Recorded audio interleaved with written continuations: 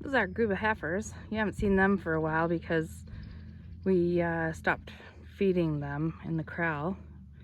And they're out here in this field, and there's only 30 of them and a bull now, so the grass is kind of short where I'm standing. But they are coming for the bale, you can kind of see. So we put our bull number 6 out here. He's one of our low birth weight bulls that we put out with the heifers. And we haven't really seen him working too hard yet. So we're a little anxious about that. We do have another low birth weight bull that we can put out here with these girls. Glenn says sometimes the bulls just don't like the younger cows. The last hay bale we put out for them, they kind of wasted because at that time there was a ton of green grass out here. But it definitely looks like they're excited for this one, so that's good. Gosh, you hate to waste a hay bale. Well, we didn't really buy you guys to stand around by yourselves, so maybe you want to go find some girls to chase. I don't know. Be useful for your baloney. Time to make corners. Getting closer to being done this fencing job, eh, Glenn?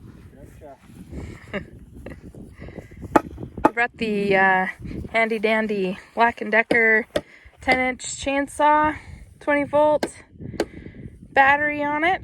Glenn got me that for Christmas a couple of years ago and been using the heck out of it this spring. Works pretty good. Made a little jig for me so that I knew where to put the wires on the fence.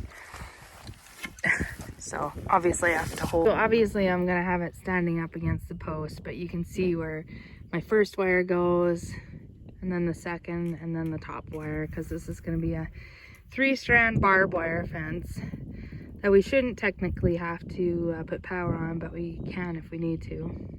That 30-acre piece I was working on yesterday was treated exactly the same as this one here, but you can see this one, it's not going down without a fight, this one.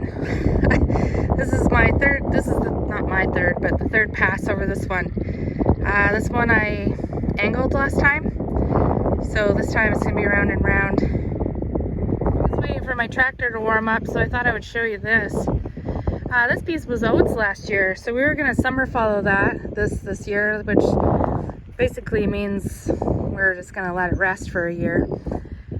Because that's what you do when you don't direct seed, is you let things rest once in a while. And it had the weird oat germination on it, plus it got hailed. So we had a real problem with buckwheat last year, and so there's quite a bit of buckwheat coming up in here. I think we're gonna end up hitting this with the cultivator to work it, and we might do a kind of a late seeding cover crop thing that the cattle can graze in the fall. It costs a little bit, but we also don't want it to blow away after we work it.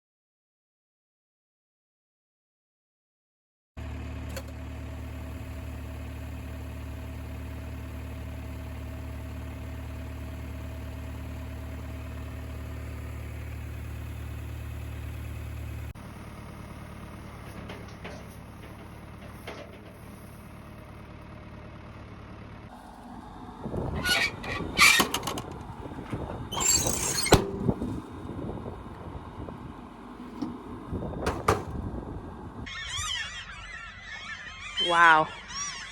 There's probably a couple hundred of these birds here. They're called kern. They're a gull. They're a type of gull.